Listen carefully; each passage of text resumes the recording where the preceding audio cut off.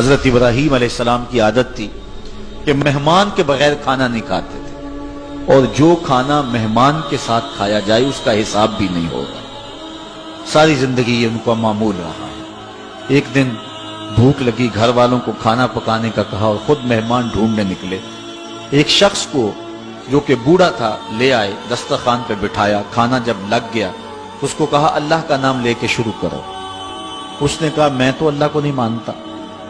آپ نے فرمایا کہ میں تیرے سے کوئی ربط، رشتہ اور تعلق نہیں رکھتا، اللہ ہی کے نام پہ تجھے کھلا رہا ہوں، تو میرے رب کا نام تجھے کم از کم لینا چاہیے۔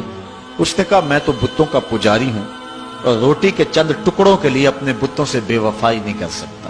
حضرت ابراہیم علیہ السلام بولے جب تو اتنا غیرت مند ہے کہ میرے رب کا نام نہیں لیتا اور اپنے بتوں سے بے وفائی نہیں کر سکتا، تو پھر میرا بھی تو کیا لگتا ہے، اگر میرے رب کو نہیں مانتا تو میں تو کھانا اس رب کے نام پہ کھلاؤں گا، کھاتا ہے تو ٹھیک نہیں تو تیری مرضی۔ وہ حضرت ابراہیم علیہ السلام کے دسترخوان سے اٹھ کے چلتا بنا، وہ گیا تو جبریل امین حاضر ہو گئے، سلام دیا، سندیسہ سنایا۔ رب کہتا ہے اے میرے خلیل، تو نے میرا ایک بندہ ناراض کر دیا۔ یا اللہ وہ تیرا بندہ تھا، وہ تو تیرا نام لینا گوارا نہیں کرتا تھا، اور تو فرما رہا ہے کہ وہ میرا بندہ تھا۔ ارشاد ہوا ابراہیم بتاؤ اس کی عمر کتنی ہوگی؟ یا اللہ 80 سال کے قریب ہوگی۔ کہا اتنا عرصہ ہو گیا نا میں اس کو رزق دے رہا ہوں، تم ایک دن نہیں کھلا سکے؟ اب حضرت ابراہیم اس کو ڈھونڈ رہے ہیں، وہ دور پہاڑ پہ جا چکا ہے۔ اس کے قریب پہنچے، کہا میاں کھانا ٹھنڈا ہو رہا ہے جلدی آؤ۔ اس نے کہا ایک شرط ہے، تمہارے رب کا نام نہیں لوں گا۔ کہا نہ لینا آؤ۔ تو کہنے لگا لہجے میں اتنا گداز، اتنی نرمی کیسے آ گئی؟ تم تو کہتے تھے رب کے نام کے علاوہ کھلاؤں گا نہیں۔ کہا کہ اسی رب کا ہی تو پیغام آیا ہے کہ میں بھی اس کو دے رہا ہوں۔ اس نے کہا اگر تیرا رب اتنا اچھا ہے تو کھانا بعد میں کھائیں گے، پہلے اس کا غلام بنا لے مجھ کو۔ تو وہ رب ہے سب کا، ہمارا حق ہے کہ ہم اس کی پوجا کریں۔ اور اللہ تعالیٰ جل شانہ نے ارشاد فرمایا یا ایھا الناس اعبدوا ربکم، اپنے رب کی عبادت کرو۔ ایک تو وہ تمہارا رب ہے، اور پھر الذی خلقکم، اس نے تمہیں پیدا بھی کیا ہے۔ توجہ چاہوں گا کتنی شان ہے کہ اس نے تخلیق بھی کیا اور پھر اس نے تمہاری تربیت بھی کی۔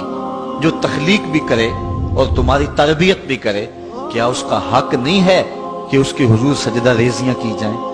ساری زندگی انسان ماں کی خدمت کرتا رہے تو بتاؤ ماں کی خدمتوں کا بدلہ دے سکتا ہے؟ ماں کے پیار کا صلہ دے سکتا ہے؟ تو انسان جتنی مرضی خدمت کر کے ماں باپ کو راضی کرنے کی کوشش کرے وہ تو راضی ہوتے ہیں، بلکہ نالائق اولاد کے لیے ماں باپ کی دعائیں اور زیادہ ہوتی ہیں۔ تو انسان ان کی خدمت کا حق نہیں دے سکتا۔ ماں باپ کے اتنے حق کیوں ہیں؟ اس لیے کہ ماں نے بیٹے کو جنم دیا، جس نے جنم دیا ہے اس کے اتنے حق ہیں، تو جس رب نے خلق کیا ہے اس کے کتنے حق ہوں گے؟ جس نے تخلیق کیا ہے، دستے قدرت سے بنایا ہے، تو پھر اس کے کتنے حق ہوں گے؟ تو مجھے بتائیے اس شخص سے بڑا بدبخت کوئی ہو سکتا ہے جو اللہ کے حضور سجدہ ریزی نہیں کرتا؟ صبح کے وقت چڑیاں بھی اللہ کا نام لے رہی ہوتی، حشرات الارض بھی رب کا نام پکار رہے ہوتے ہیں، بلوں سے سر نکال کر جانور بھی اللہ کا نام پکار رہے ہوتے ہیں، اور اس شخص سے بڑا بد نصیب زمانے میں کوئی نہیں ہے کہ جو اللہ کی حضور جھکنا نہیں جانتا، جو اللہ کی حضور جو ہے وہ عبادت کا سر نہیں رکھتا۔ وہ رب ہے جو تمہیں پیدا کرنے والا ہے۔ ماں کے رحم کے اندر کون نقش و ونگار دینے والا ہے؟ کس نے گوشت کے لوتھڑے کو بولنا سکھایا ہے؟ کس نے چشم خانوں کے اندر روشن چراغ رکھ دیے ہیں؟ اور کس نے سر کے اندر ایک نشیط اور روشن دماغ رکھ دیا ہے؟ کس نے ہاتھوں کو پکڑنے کی قوت دی اور کانوں کو شنوائی کی طاقت دی؟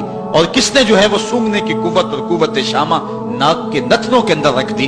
کون ہے جو ٹانگوں میں زور پیدا کرتا ہے؟ کون ہے جس نے چھاتی کو طاقت دی؟ کون ہے جس نے انسانیت کو احسن تقویم بنایا؟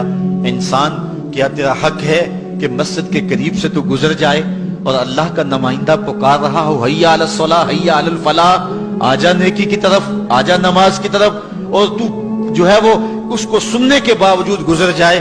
ایسا ہو سکتا ہے کہ تو اس کے حضور آئے نہ، حاضر ہی نہ ہو؟ یہ بد نصیبی نہیں تو اور کیا ہے؟ اللہ تعالیٰ جل شانہ ہمیں اپنی عبادت کی توفیق نصیب فرمائے۔